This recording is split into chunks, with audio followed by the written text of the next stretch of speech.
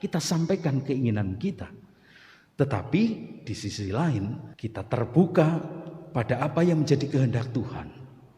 Keinginan kita dipertajam, dikikis, dimurnikan dengan apa yang menjadi kehendak Tuhan sehingga selaras dengan kehendak Tuhan.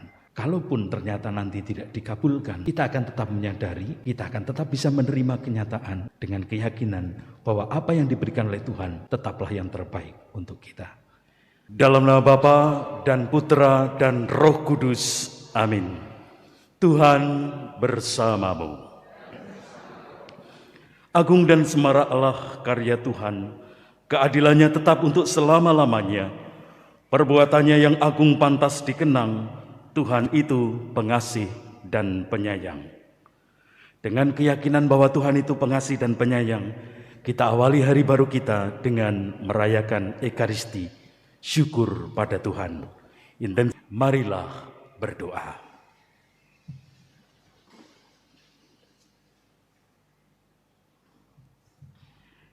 Allah Bapa Maha Mulia, Putra-Mu telah mengajari kami berdoa dan menyebut-Mu sebagai Bapa.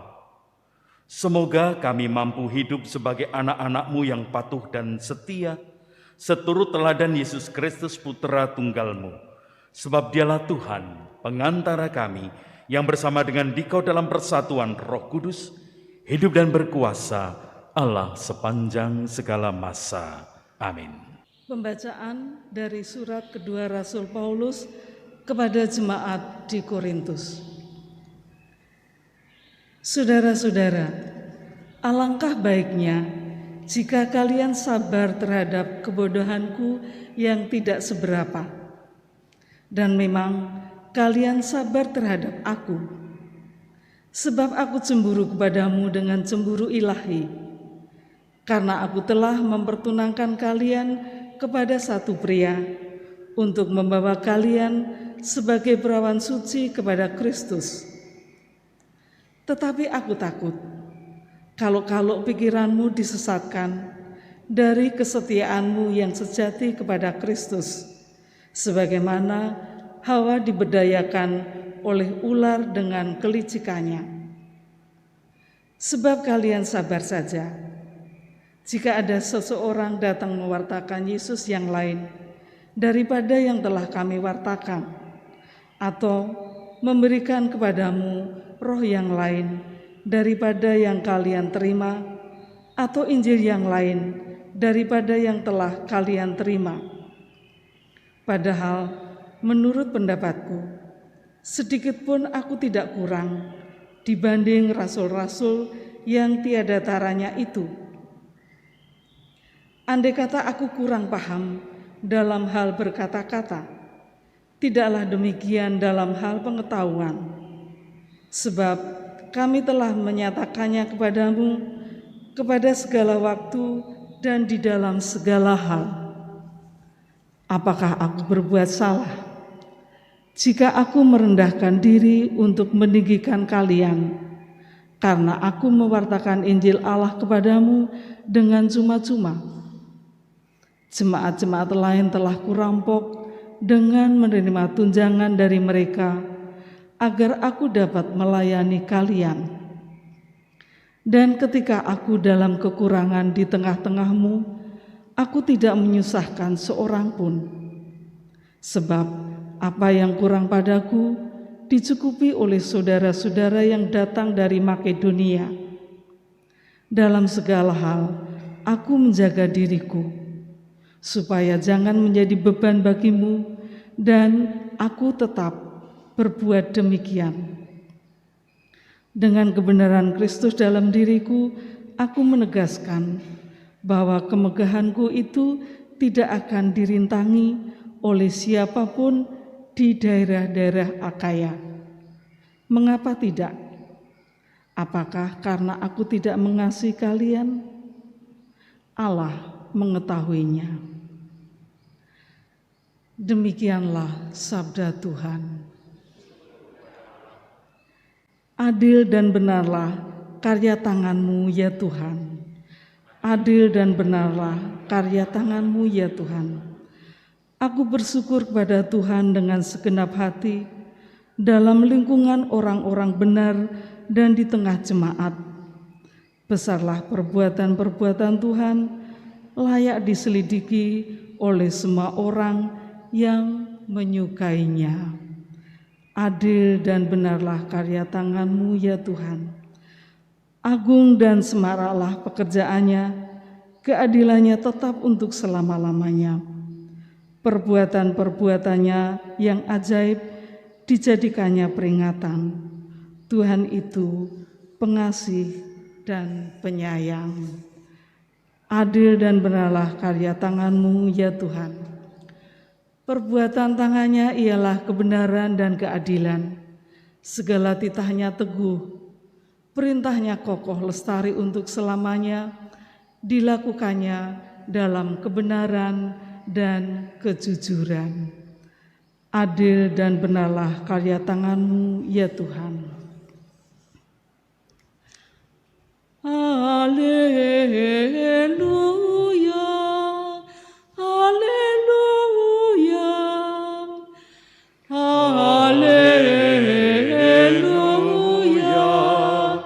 haleluya. Kalian akan menerima roh pengangkatan menjadi anak. Dalam roh itu kita akan berseru, Aba ya Bapa. Haleluya, haleluya. Tuhan bersamamu.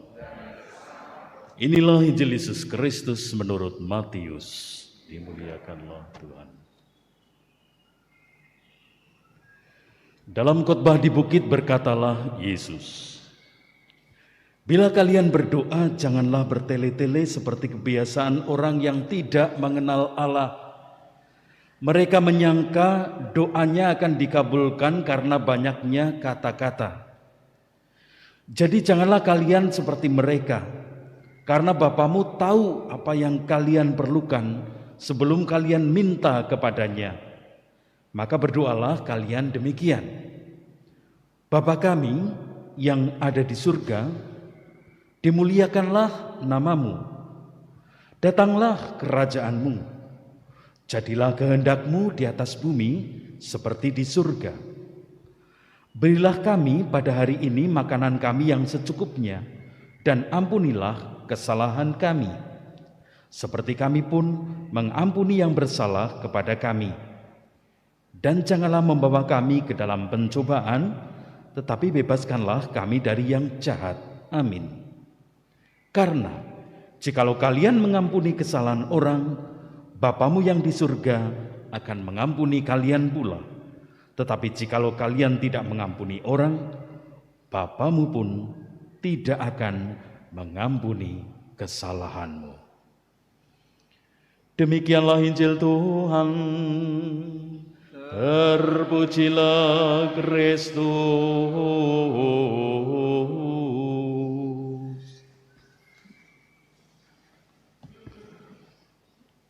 Suster, bruder, Bapak, Ibu, saudara-saudari, Romo, frater, ada orang yang pernah bertanya pada saya, "Romo, doa rosario itu doa yang tidak disukai oleh Tuhan Yesus pasti." Saya tanya, "Kenapa?" Karena doanya panjang dan Tuhan Yesus tidak suka dengan doa yang panjang-panjang. Dia merujuk pada teks yang baru saja kita dengarkan tadi. Tapi sebetulnya apa sih yang dikritik oleh Yesus di dalam Injil yang baru saja kita dengarkan? Itu bukan pertama-tama soal panjang pendeknya doa, bukan itu. Tetapi yang dikritik oleh Yesus adalah keyakinan orang akan doa, keyakinan tertentu yang membuat cara berdoanya keliru. Maksudnya apa? Yesus tadi mengatakan ada orang yang menyangka bahwa doanya akan dikabulkan karena banyaknya kata-kata. Lalu berakibat dia berdoa dengan banyak kata-kata. Yang dikritik adalah soal keyakinan bahwa yang membuat doa terkabul itu adalah kata-kata. Ini artinya yang membuat doa terkabul bukannya Tuhan, tetapi kata-kata. Maka dia, orang yang mempunyai keyakinan macam itu memperlakukan doa sama dengan mantra. Yang namanya mantra itu berhasil kalau kata-katanya tepat sesuai dengan aturannya, sesuai dengan maksudnya. Saya ingat dulu dalam majalah anak-anak tertentu ada tokoh yang namanya Si Sirik yang mempunyai mantra Al-Qasam. Kalau dia menyihir sesuatu harus teriak Al-Qasam. Kalau teriaknya lain, Al-Qasim misalnya, tidak akan terjadi. Lalu ada lawannya yang baik, dari sisi yang baik, itu namanya Nirmala, itu mantranya Abragadabra. Kalau dia bilangnya Abragadabur misalnya, tidak akan terjadi. Ini terjadinya efektifnya atau berhasilnya mantra itu karena tepatnya kata-kata. Nah, kalau orang berdoa dengan berpikiran bahwa saya kata-katanya harus tepat, saya kata-katanya harus panjang, atau sebaliknya, saya kata-katanya harus pendek, karena dengan demikian saya akan dikabulkan, itu artinya dia meyakini bahwa yang membuat doa terkabul itu kata-kata, bukan Tuhan. Yesus mengingatkan, bukan karena kata-kata doa kita nanti akan dikabulkan. Karena Tuhan sendiri sudah tahu apa yang kalian perlukan sebelum kalian minta kepadanya. Maka doa itu bukan untuk memberitahu Tuhan. Tuhan sudah tahu. Kalau begitu tidak perlu berdoa dong, karena Tuhan sudah tahu ngapain kita berdoa. Bukan demikian juga. Doa bukan untuk memberitahu Tuhan, dan doa bukan untuk mengubah Tuhan, tetapi doa untuk mengubah diri kita. Supaya apa? Supaya kalau nanti Tuhan mengabulkan doa kita, entah apapun bentuknya, kita siap untuk menerima anugerah itu. Maka di dalam doa tadi Yesus mengatakan, tidak dikatakan kalau kamu berdoa katakanlah jadilah kehendakku, tidak. Yesus tadi mengatakan di dalam doa, maka berdoalah kalian demikian, Bapa kami yang ada di surga, dimuliakanlah namamu, datanglah kerajaanmu, jadilah kehendakmu. Di satu sisi kita menyampaikan pada Tuhan keinginan kita, harapan kita. Yesus tidak melarang kita menyampaikan. Yesus sendiri di bagian lain dalam Injil mengatakan, mintalah pada Tuhan. Kita sampaikan keinginan kita. Tetapi di sisi lain, kita terbuka pada apa yang menjadi kehendak Tuhan. Keinginan kita dipertajam, dikikis, dimurnikan dengan apa yang menjadi kehendak Tuhan, sehingga selaras dengan kehendak Tuhan. Kalaupun ternyata nanti tidak dikabulkan, kita akan tetap menyadari, kita akan tetap bisa menerima kenyataan dengan keyakinan bahwa apa yang diberikan oleh Tuhan tetaplah yang terbaik untuk kita. Kita hening sejenak, mohon pada Tuhan agar doa kita sungguh-sungguh menjadi kesempatan bagi kita untuk memurnikan keinginan hati kita, untuk menyiapkan hati kita menerima anugerahnya yang terbaik bagi kita. Marilah berdoa. Allah Bapa Maha Mulia, kami bersyukur atas sakramen cinta kasih ini. Ajarilah kami untuk selalu mengasihi Engkau dan sesama, serta bimbinglah kami memasuki kerajaan-Mu, sebab Dialah Tuhan pengantara kami. Tuhan bersamamu.